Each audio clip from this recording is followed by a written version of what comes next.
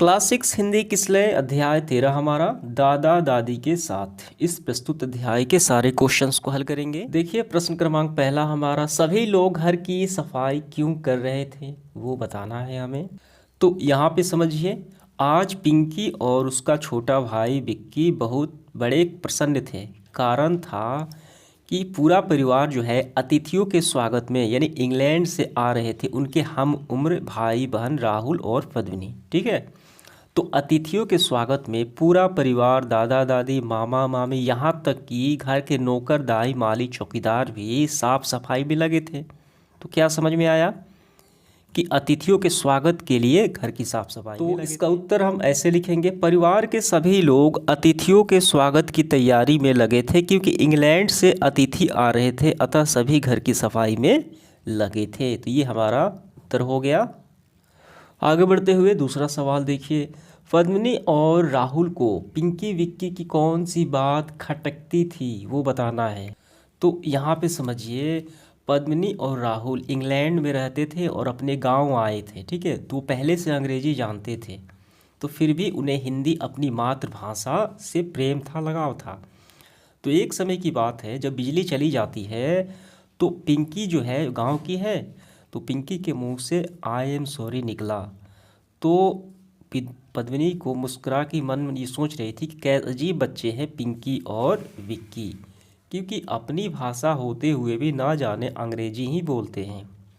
ठीक है, जबकि उन्हें मालूम था कि राहुल और पद्मिनी दोनों हिंदी भली भांति समझते हैं, फिर भी वह हिंदी ना बोल के अंग्रेजी बोलते हैं, यानी अपनी मातृभाषा को प्रेम नहीं करते, सम्मान नहीं करते। यानी पिंकी और विक्की आपस में विदेशी भाषा का ही प्रयोग करते थे अपनी मातृभाषा को छोड़कर। यही बात पद्मिनी और राहुल को अच्छा नहीं लगा। उन्होंने सोचा था कि भारत में आकर वो अच्छा हिंदी बोलेंगे, लेकिन यहाँ तो उल्टा हो गया। तो इसका उत्तर हम इस तरीके से लिखेंगे, पिंकी तथा विक्की अपनी मातृभाषा हिंदी ना बोलकर हर बात में अंग्रेजी ही बात करते थे। ठीक है, उन्हें अपनी भाषा हिंदी का प्रयोग भारत में अपमान सा लग रहा था, इसी वजह से यही बात खटकती थी किसे, पद्मिनी और राहुल को। तो आपको समझ में आ गया होगा। तीसरा सवाल देखिए, पद्मिनी के उत्सुकता का क्या कारण था। देखिए पद्मिनी को इतिहास से यानी इतिहास के बारे में जानना, ठीक है, इतिहास के रुचि में उसे काफ़ी बेहद रुचि था। और वहाँ पे मालूम चला कि यहाँ पे खंडहर हैं पुराने, तो उसको देखने के लिए, उस प्राचीन खंडहरों को देखने के लिए उस शिशु को उत्सुकता पूर्वक उछल पड़ी। तो ये उत्सुकता का कारण बना। तो इसका उत्तर हम इस तरीके से लिखेंगे, पद्मिनी को इतिहास में विशेष रुचि है और वह इतिहास की जानकारी लेना चाहती है। जब वो उसे पुराने खंडहर, प्राचीन इमारत देखने की बात आती है तो वो उसी से उत्सुकता पूर्वक उछल पड़ती है। तो समझ में आ गया, यही कारण था क्योंकि उसे पुराने खंडहर और अवशेष देखने को मिलेंगे। अगला सवाल देखिए चौथा, राहुल और पद्मिनी को अपना गांव क्यों अच्छा लगा। क्योंकि उन्हें गांव के प्राचीनतम खंडहर देखने को मिला, गांव का वातावरण देखने को मिला, पंछी देखने को मिले पुराने, ठीक है, उल्लू और चमगादड़, वो सभी देखने को मिला। ठीक, इसका हम उत्तर कैसे लिखेंगे, इसका उत्तर हम ऐसे लिखेंगे, राहुल एवं पद्मिनी को अपना गांव बेहद अच्छा लगा क्योंकि उसके गांव प्राचीन खंडहर अवशेष है और गांव की जीवन शैली, आंगन, चरपाई, उल्लू, चमगादड़ आदि देख सकी, इसीलिए वो काफ़ी खुश थे। अब इसके बाद देखिए पांचवा, किसने कहा, ठीक है, वो बताना है, किससे कहा और क्यों कहा, यानी किस संदर्भ में कहा। तो तीनों पॉइंट आपको ध्यान रखने हैं। तो पहला देखिए, अच्छा किया जो इन्हें हिंदी सिखाई, ये किससे कहा, किसने कहा और किस संदर्भ में कहा वो भी बताना है। तो यहाँ पे नज़र डालिए, तो प्रथम मुलाकात में ये सभी लोग जमा थे, तो बुआ फूफा इत्यादि से प्रथम बार बच्चों की भेंट हुई। ठीक है, तो अच्छा यही है तुम्हारे बेटी, कितने बड़े हो गए हैं दोनों, लगता है बेटी माँ जैसी, नीली आंखें, काले बाल और बड़ी सुंदर निकली।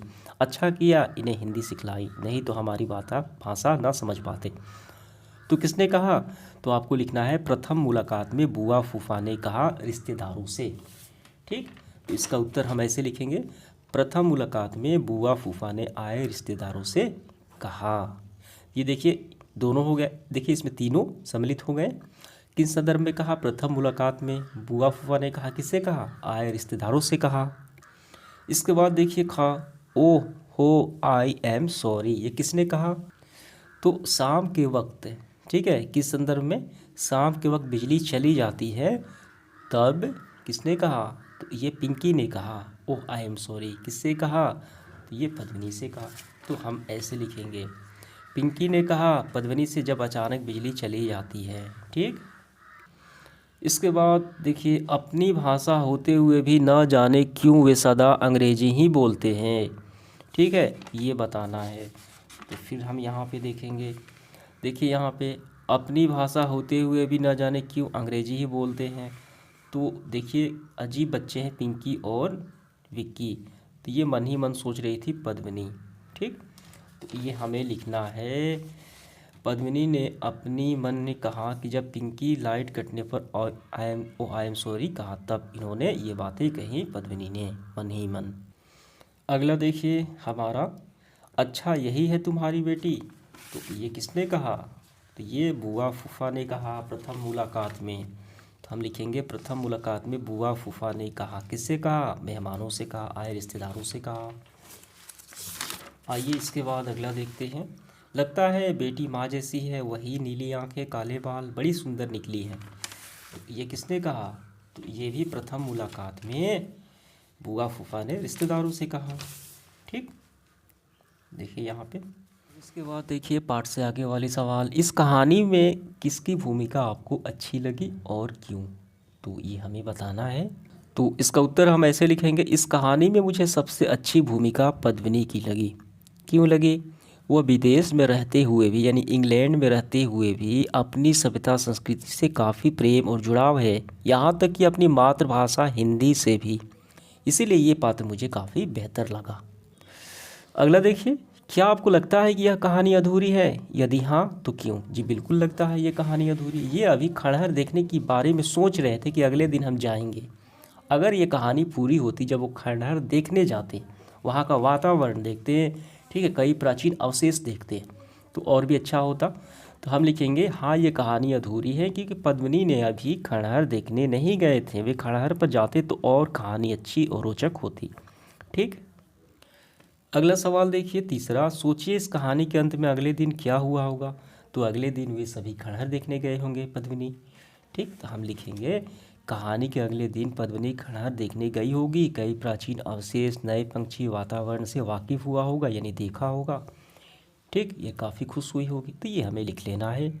अब इसके बाद चौथा सवाल, अगर आपके यहाँ कोई संबंधी आए तो आप क्या क्या करेंगे। तो ये आप अपने से भी कर सकते हैं। आपको लिखना है, अगर हमारे पास कोई संबंधी आए तो हम उसका काफ़ी ख्याल रखेंगे, अच्छे से मेहमान नवाजी करेंगे, उनको घुमाएंगे, प्राचीन अवशेष, गांव में अगर प्राचीन अवशेष पुरातन स्थल है उसको घुमाएंगे, नई नई जानकारियों से उन्हें वाकिफ़ कराएंगे। ठीक है, तो यही आपको लिख लेने हैं। देखिए अगले खंड में व्याकरण है, इसको भी हम हल करते हैं। निम्न शब्दों के शुद्ध रूप लिखिए। देखिए ये अशुद्ध दिया गया है, तो शुद्ध ऐसे लिखा जाता है, प्राचीन ऐसे हम लिखेंगे प्राचीन, विदेशी ये गलत हो गया, ऐसे विदेशी, खंडहर तो ये सही हो गया। अब यहाँ पे देखिए भगवानावशेष, तो ये देखिए इसका सही है भग्नावशेष, ये रहा, तो हम इसको ऐसे लिख लेंगे। म्यूजियम ऐसे न लिख के हम ऐसे लिखेंगे। अब यहाँ पे देखिए, यहाँ पे एक वचन से बहुवचन, निम्न शब्दों के वचन में बदलना है। एक वचन में अतिथि है तो ये हो गया अतिथियों, एक से ज़्यादा। तो यहाँ पे बहुवचन दिया गया है तो इसको हम यहाँ पे एक वचन में भर लेंगे, आँख हो गया। गाड़ी है तो गाड़ियाँ। मेढक का देखिए बहुवचन मेढक ही होता है, ये इसका अलग नहीं होता, ध्यान रखना है आपको, मेढक का मेढक ही। कहानियाँ तो ये कहानी होगा, ठीक है, कहानी का कहानियाँ बन जाएगा। संबंधी का संबंधियों, खंडहर का ये खंडहरी होगा, ठीक है। दो विशेष आपको ध्यान रखना है, एक मेढक और एक खंडहर। दीवार का दीवारों, तो ये आपका पूरा हुआ। अब इसके बाद देखिए सर्वनाम का हमें चयन करना है, उन वाक्यों को सर्वनाम रेखांकित करना है। अच्छा यही तुम्हारी बेटी है, तो देखिए यही ये संज्ञा के बदले में आता है, ठीक, ये प्रोनाउन हो गया, सर्वनाम हो गया। अच्छा यही तुम्हारी बेटी है, वह उसकी मदद करने लगा। कौन, यहाँ पे कोई नाम ना लेके वह है, तो ये सर्वनाम हो गया। वह जो ढूंढे उसे मिले, तो उसे हो गया। मैं अवश्य देखना चाहूँगा खंडहरों को, तो मैं हो गया। समझ में आ गया, तो ये आपका पूरा हुआ। और ये उच्चारण अपने से आपको बोलना है। तो इस तरीके से हमारा सेशन समाप्त हुआ। धन्यवाद।